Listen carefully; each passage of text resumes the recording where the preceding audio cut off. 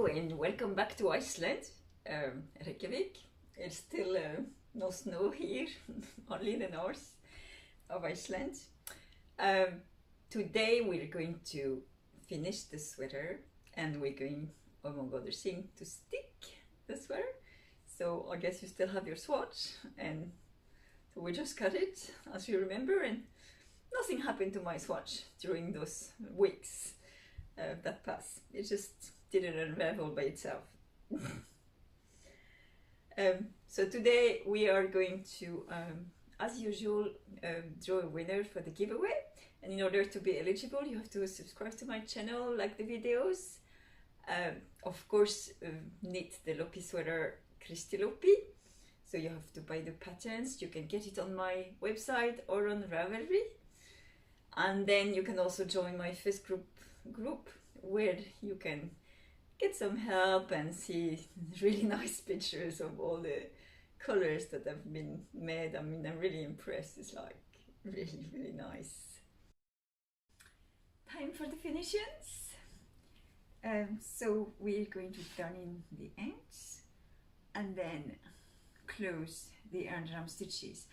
And then we're going to wash the sweater, and this is what we would do if we were going to knit a sweater. And then the second part of the finishing will be the sticking. So let's just start by closing those gaps. So we're going to graft the underarm stitches together. So we're going to close the underarm stitches, and for this we're going to use the length of yarn that we have left from the sleeves. So I don't want to have it too long either. So we have our 2 safety pins here, and so we're going to graft, like doing a Kitchener stitch, those stitches together. And so once they're stitched together, there will be a hole, of course, on this side and on this side. So we have to close those gaps. It's normal.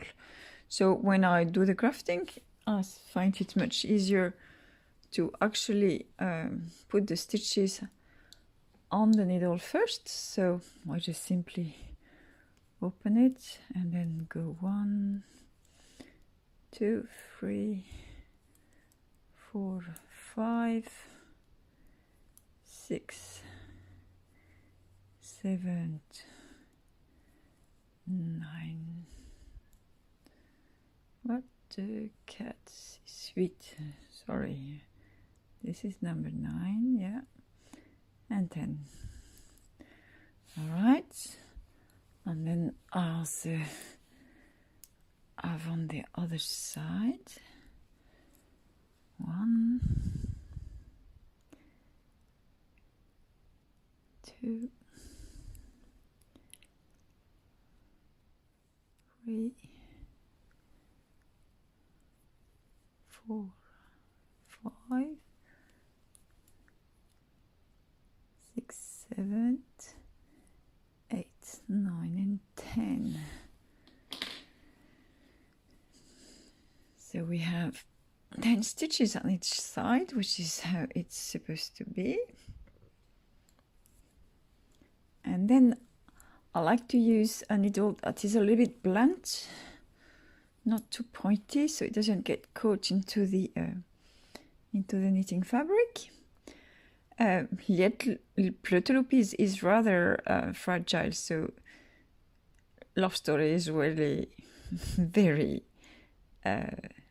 absolutely necessary to be grafting, and eventually you can add 1 strand of Love Story with if you find it a bit too easy, or even like double the Kristylopi.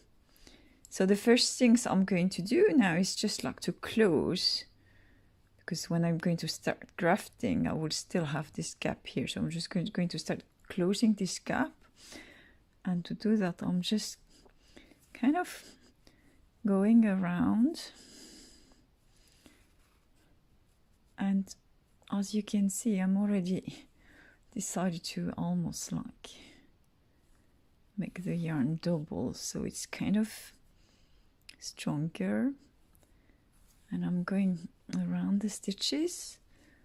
I mean, you can make sure that it's really like solid. You can go many times because it's a friction point, so it will want to darn out. Then if I finish on the back, I will start at the front, and I will do only half of the movement. So to start with, I go into the stitch as if to purl, drag it through, then go to the back needle, go as if to knit, take it through. So this is just the start, and then I can start the grafting. So I'm going into the first stitch on the front needle, as if to knit, take it off the needle, go into the second stitch on the needle, and drag the yarn through. Then I'm going on the back needle as if to purl in the first stitch, take it off the needle, then as if to knit in the second stitch, and then I'll take it through. So here you have to tighten it enough so it's just not too loose. It's just question of practice. If it's too loose, it will just make like really big stitches, and if it's too tight, it will just be very small stitches, because what we are doing is reproducing a line of stitches in between. So but you can always adjust that after that. So I'm continuing as if to knit in the first stitch, take it off the needle, as if to purl in the second, drag it through in the second stitch, in the first, then on the back needle, I go in the first stitch as if to purl, take it off the needle, go into the second stitch as if to knit, and then drag the yarn through. And then I'm going into the first stitch as if to knit, as if to purl, drag through, as if to purl, as if to knit, drag through, as if to knit, as if to purl, drag through, as if to knit, as if to purl, as if to knit, drag through. And I don't go inside, drag through, and then drag the yarn and go again, because it's going to weaken the yarn, which is already fragile enough, and it's just an unnecessary movement. So I just go inside the first stitch, take it off, and then right away inside the second stitch. And then front needle, it's like knit and purl, back needle, purl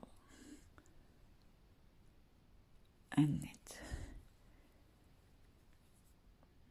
knit, purl, purl, knit, knit, purl, purl, knit, knit, purl, purl, knit, and then the last stitch I go as if to knit, take it off, and there's no more stitch, and as if to purl, take it off, and then we have still the gap here. So I'm also going to close that gap, just kind of closing, going around the gap and trying to kind of reproduce the stitches, like following the stitches, and then making sure there is no, there's nothing like really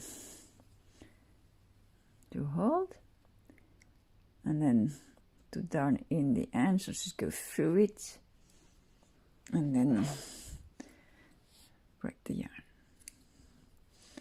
And here we go, and now we have like finished grafting our underarm, and you can't really see the difference. It's like a continuous piece of fabric.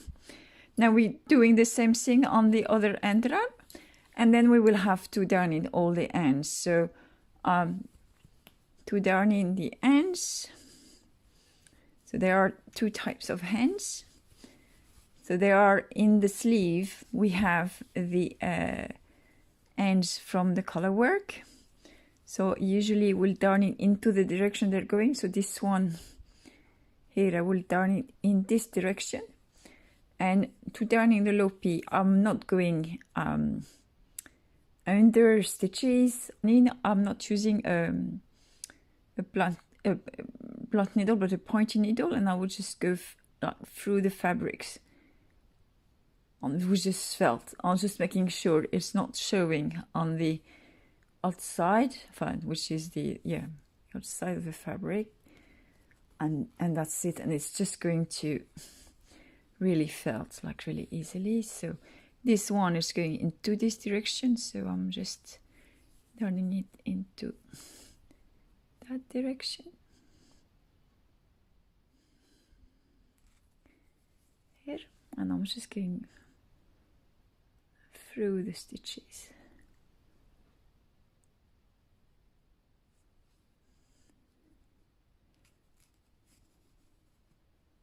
Here we go.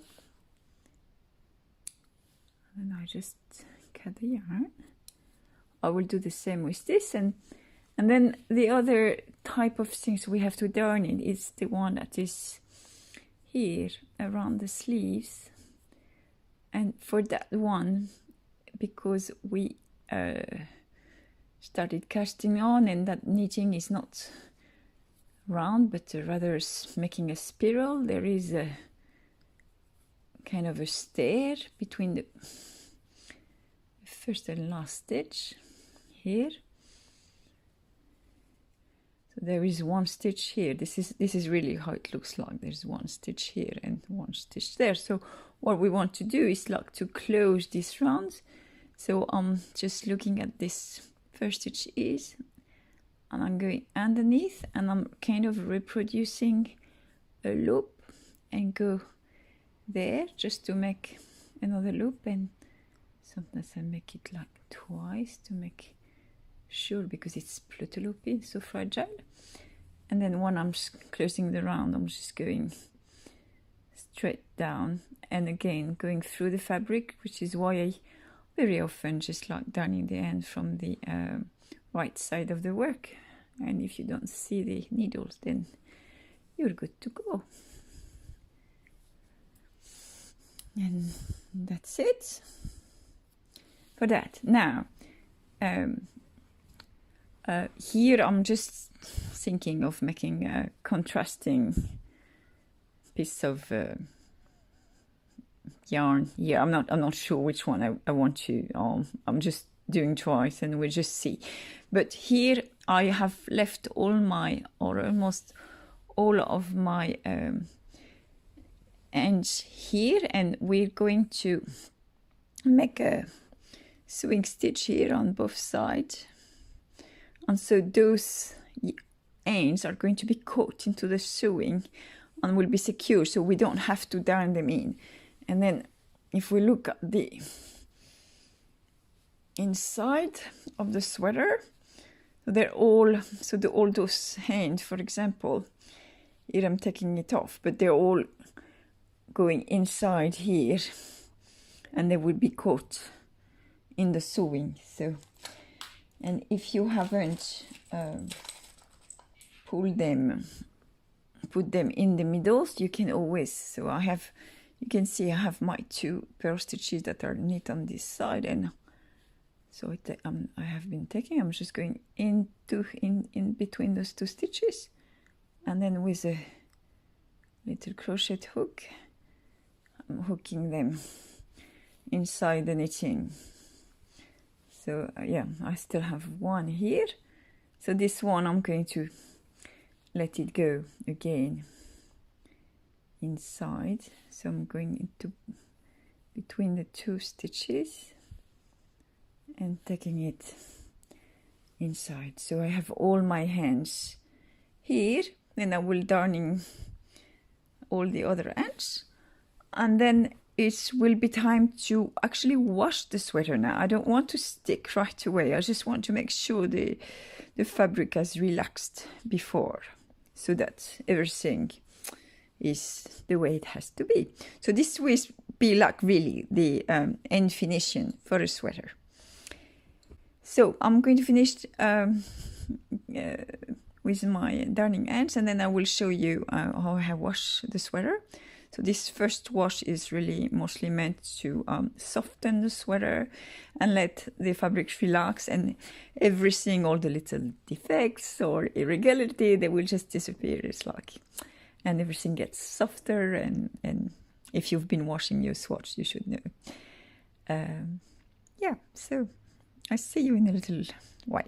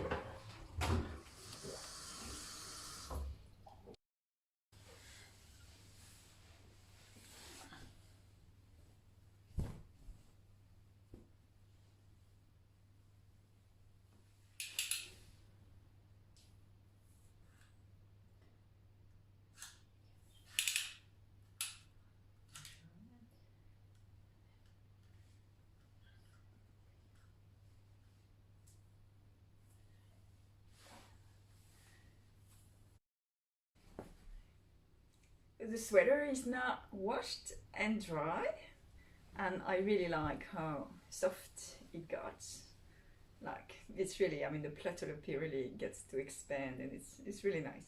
And then finally, I didn't go either for the pink or the red in my little accent, because the pink maybe didn't come out well enough on the pictures I showed in the video. It was actually much brighter and a little bit taking from and clashing with the orange, and I thought the red was a bit too much of an accent. I didn't want to go this way, so instead I've been using some purple, and I had some undyed inkband from his text, but that was undyed by one of the National Crafter, and I used it like yeah, like 4 times, and I think it really comes well out. I mean, it's not very, it doesn't show a lot, it just gives tiny little bit of accent, and then it goes with the other Kristylopi. So yeah. So now is time to steek.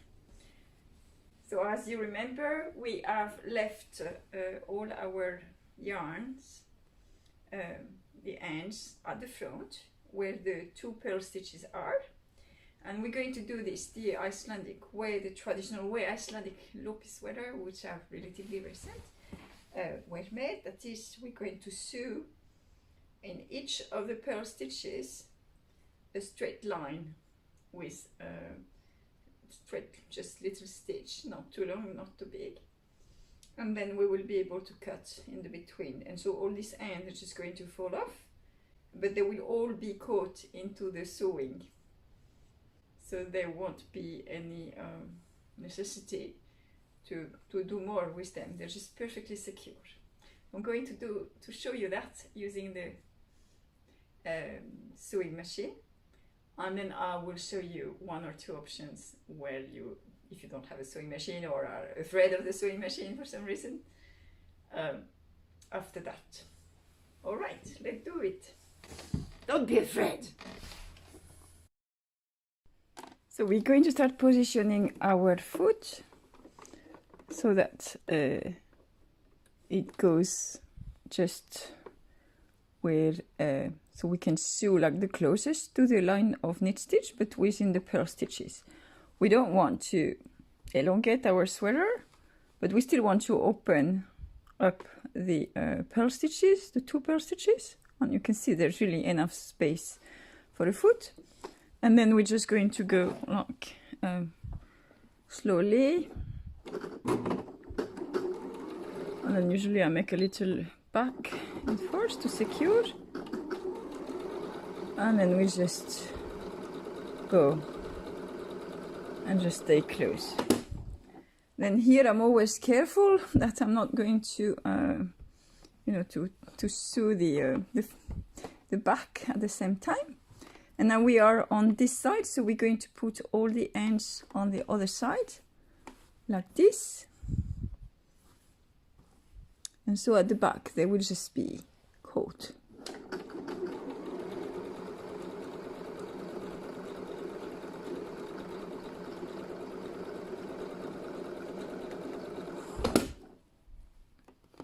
I'm making careful.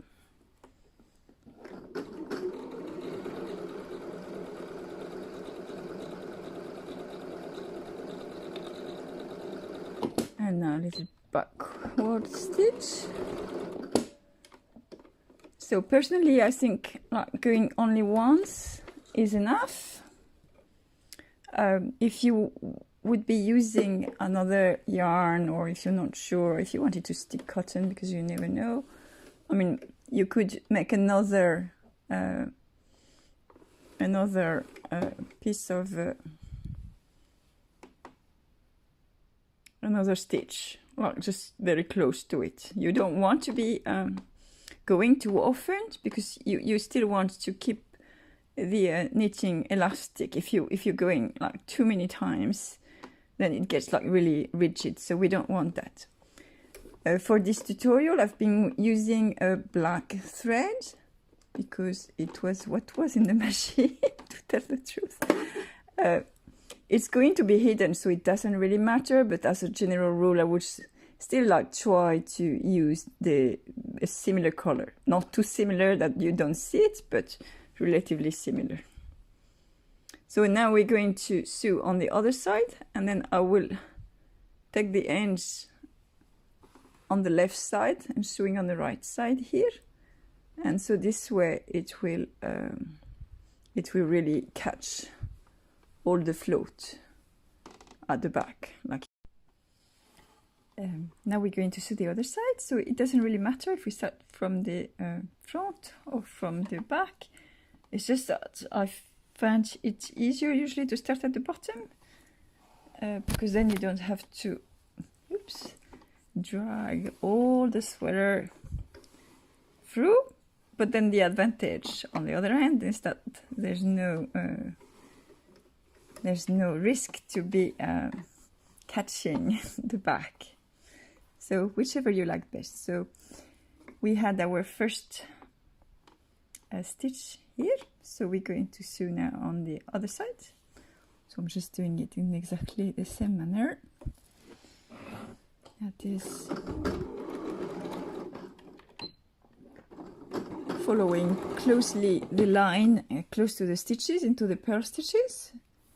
What I do, it doesn't matter really if I'm a little bit close here in the purl, but what I don't want to do is to stitch into the knit stitch. And again, I'm just letting the fabrics go itself. I don't want to elongate it in either direction, but I still want to just open with my finger the purl stitch. And I'm going to stop here because maybe you don't have a sewing machine, so you can do this by hand. So we're just going to make this last bit by hand so I can show you how it works. It's just going to take a little bit longer, but it still will be perfectly secure. So it's the same. I put the thread on the right side, and then I go into the knit fabric, make a little knot or back stitch, and then what we're going to do is to make little back stitch. So we really want, so we go a little bit at the back and then come back a bit at the front, and then go back to where we started. It doesn't have to be very precise, it just disappears into the knitting fabric. I mean, what we want to do really is to catch most fabric, so we don't want to make too big stitches, and we want to make sure that they are really going into every single bit. I mean, you really want to try to go into the wool and not like in a hole when you're stitching. And yeah, it just takes a bit more time, but it's perfectly efficient. And we have the time, don't we? I mean, it's a hand-knit sweater. We don't have to have it ready like now. It's part of the pleasure of doing things a bit slowly, by hand.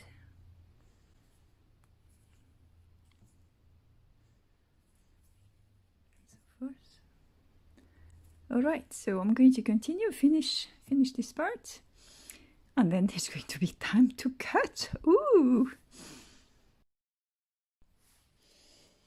Well, we are ready for the cutting. I hope you all have your scissors.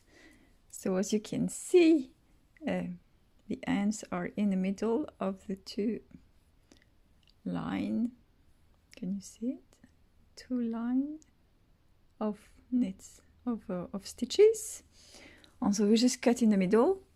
Some people like to cut from front and other from the outside, because then you can follow more like the line between the two purl stitches which are knit on the wrong side. But then of course they disappear. We can't see them anymore because of the floats. so it doesn't really matter. I mean, I'll just get in the middle. Everything is secure, so it's not like big deal. And honestly, this is the easiest part of all. Just cut. This cutting is the easiest part. So there are most of the cuts here have been removed. I'm just going to get the little hands that are still.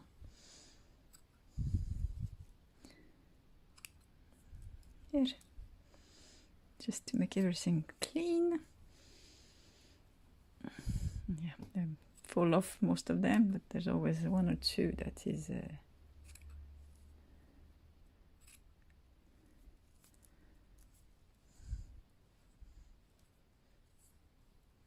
and here we go.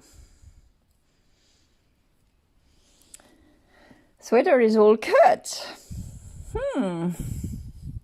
Easy.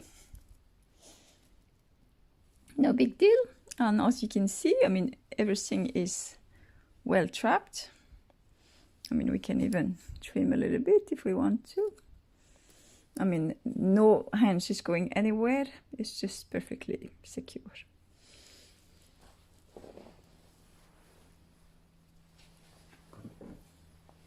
If you remember with the swatch, when we were trying to, you know, we could just unravel it, going into the stitch. And here, I mean, well, we obviously can't do that anymore because it is secure by the knitting. So now the only thing we have to do is to pick up stitches around the border and to knit the button band. So we're going to do that, and because the row gauge and the knit gauge and the stitch gauge is not the same, we will have to pick up 2 stitches out of 3. That's about the ratio, at least for this yarn. Usually the patterns will tell you what the ratio is, and so we're going to pick up 2 stitches. So I just start here. I'm going to 1 stitch, 2 stitch until the end. So I'm just picking up the stitches all the way, and I will usually pick the stitches in the line of knit stitch between. I will pick up usually just 1 leg. I think it's enough. Otherwise, it can make something a little bit too big. You know, if you have all the fabrics here. So we're not going to pick up stitches, so I'm going to start with the left band. So start at the top, and I'm trying to go really into the first stitch there, because I don't want to have little stairs. So I'm really going into the corner. Where is my yarn?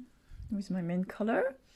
I'm using the smallest needle, the same that we've been knitting the ribbing from the sleeves with, and make the first stitch. So it's like pick up and knit. That is, now I went into the first stitch, so now I'm going to the second one. So I'm going into the stitch with my right needle, and then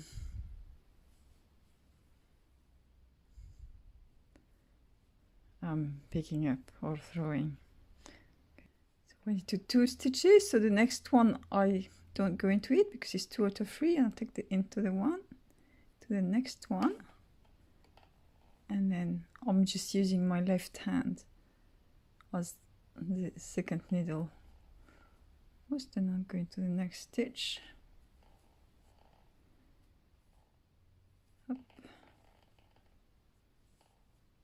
Like this. For now, I'm going to go over the next stitch, so I'm not going to that one, into this one, and I'm going to throw English way.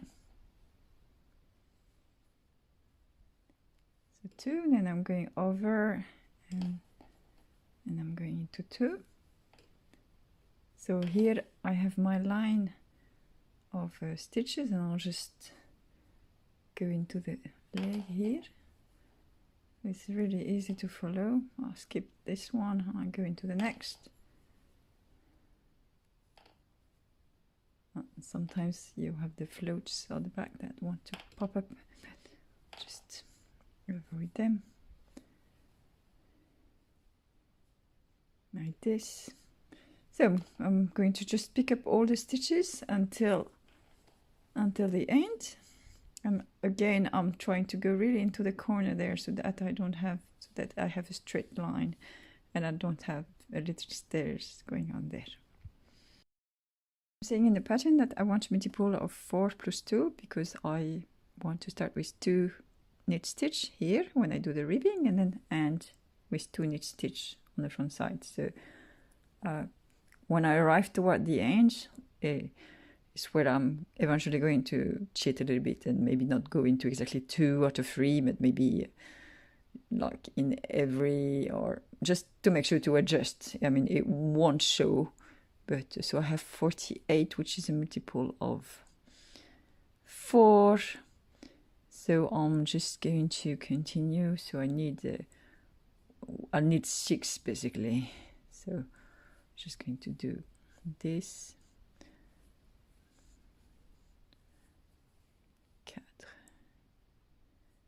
and yeah, 5 and 6. I'm going to the last one. We have to count the total number of stitches, and then when we do the other side we will pick up the same number to make sure. But for the moment, what we're going to do now with the left band is simply to do the ribbing. So I'm going to turn my work, and because I start working from the wrong side, I will rather start with purl 2 together and then knit 2 together, so that on the right side it's knit 2. I just prefer the knit 2, but it's not like it really matters that much.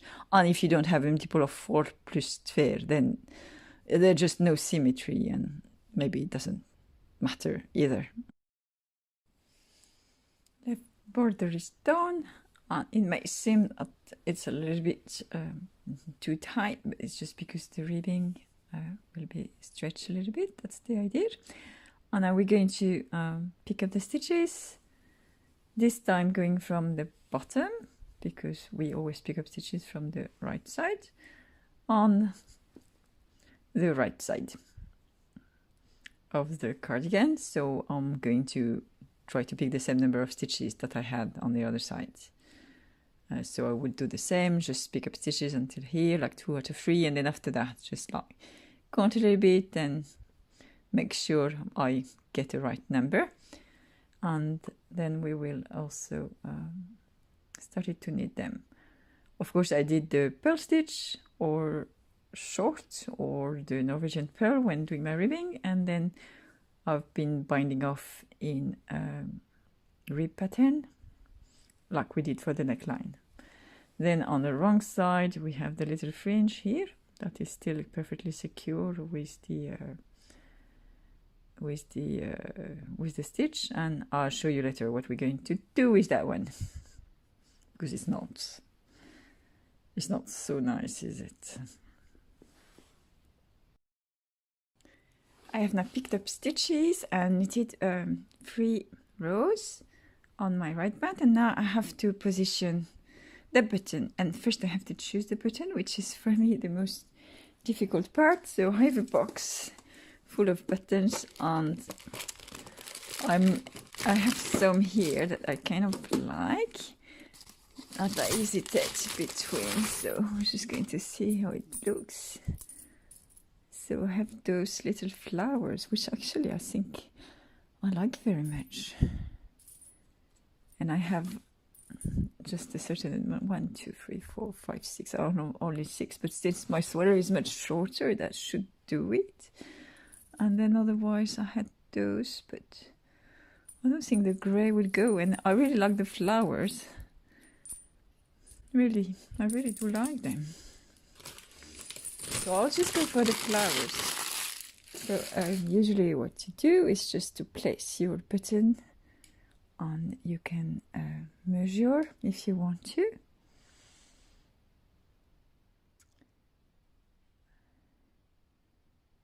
So I usually put the first one on the neckline like 2 stitches, so we'll make the button 2 stitches from the top. So that would be here, and then I just place a little pin in that stitch, and then the last button. The last button, it doesn't really matter where it is really, so but I would usually place it about the same place, and then we can take a measuring tape and measure where you have the and then 1, 2, 3, 4, 5, 6. No, I still have 7. Well, so it's just a little bit of math to position the buttons at equal distance. So I've been putting little safety pins everywhere, and I'm going to start making the buttonhole. So I'm making some 1 row buttonhole. That is that we are finishing it exactly the same in the same row. Those are my favorite. And in the instruction, I'm telling you to do 2 stitches buttonhole, which is working fine with those buttons, for example, that I had on the pink sweater. But I'm afraid those ones are going to be too little, so I may be just doing like 1 stitch buttonhole. What you can do also, it makes 2 if you have a middle size, and then you can eventually sew with the same yarn a little bit. You can sew a little bit here with the same yarn and just close it to make it a bit smaller, but still not as small as just 1 stitch buttonhole. So we're just going to try with my sweater to see if those buttons need 2 or 1, but I'm going to at least show you the principle. So just knit in pattern stitch and ribbing until the next pin where you want to have your buttonhole, and then we're going to bind off. So for that you slip 1 stitch and then 2 stitch on from the left needle to the right needle, and then you bind off 1 without knitting. Now if you want to make a second, so here I have my purl stitch that was short, so I have to untwist it, but this is how it's going to go. And then you bind off again. Here we go. So we have our buttonhole, our hole, and now we still have the right on the yarn, the yarn on the right hand, and now we're going to make a backward loop cast on. So I like to personally make the backward loop cast on a bit different here, instead of just just doing a loop. I like to do it a little bit differently, so it's a little bit more secure. So I just go around the needle twice, and then with my finger just take this, so it's kind of make an extra twist. So I just go, I'm just going around my thumb, and then with my hand, so I'm just going twice, 1, 2, and then I take the first loop and pass it over the second, and then go. Yeah, so I have 2 stitches bind off, 2 stitches cast on, and then I continue. So here that should be knit together, and here and here, and I'm just knitting like this, knitting and purling to my next pin, and then I'm making a second one. So I'm going to check first if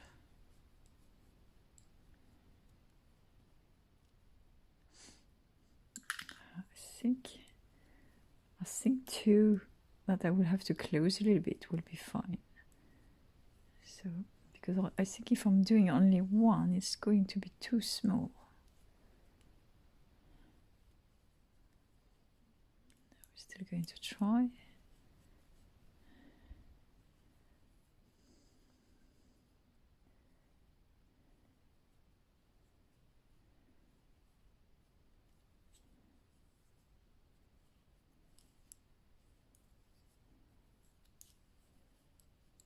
Yeah, this is really far too small, even for that. It's just so difficult to put it on. So I'm just going to stick to my 2 stitches buttonhole. So I'm here, so I slip one more, slide it over, then I put the loop back on the left needle, and then I cast on 1, 2 extra stitches and continue knitting to the next pin.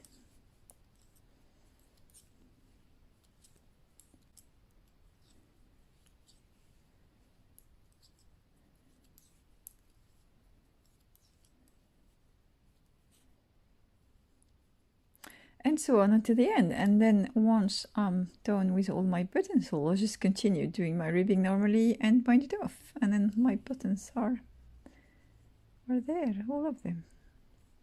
Here. So I'm not ready to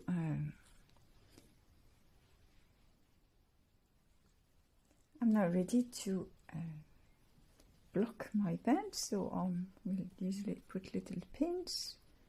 So I want to make sure here that I have just straight line. And then I was just going to do just exactly like I did for the swatch. That is to take you made cloth and just go with the iron. And again, I just want to go back on it. I just want to stem it, but I don't want to press, especially the ribbing, because you must stay.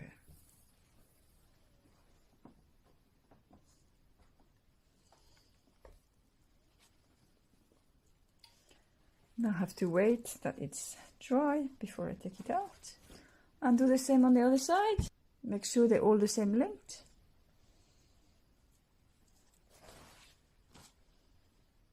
Well, I guess the sweater is almost done. So we just have to sew the buttons.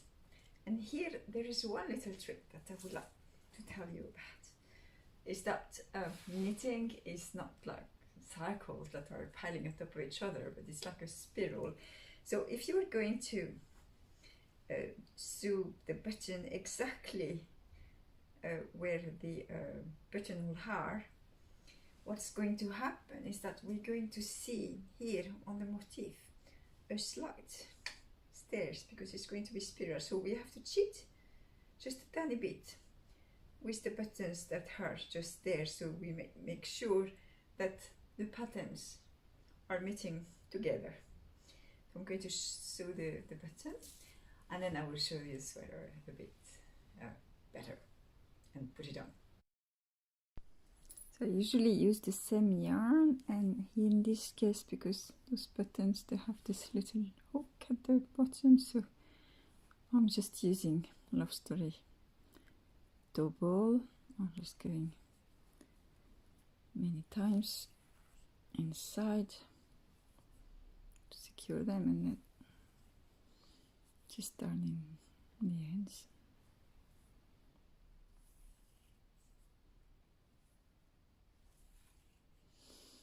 And then going to the next one.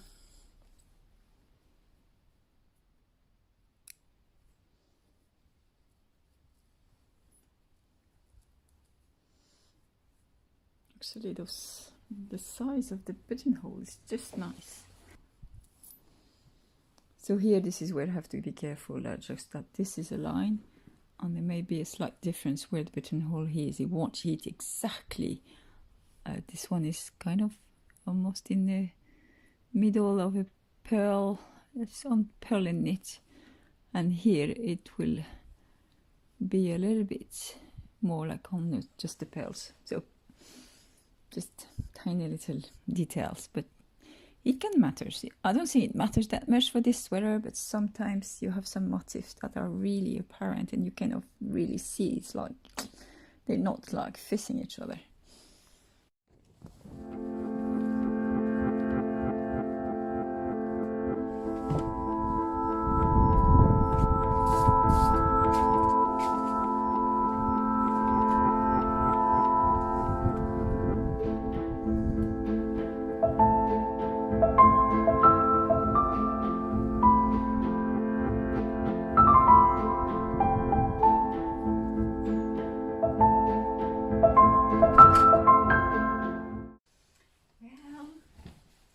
It's now going to be time to say goodbye, and it's time also to draw this week winners of the giveaway, and this NC Austin.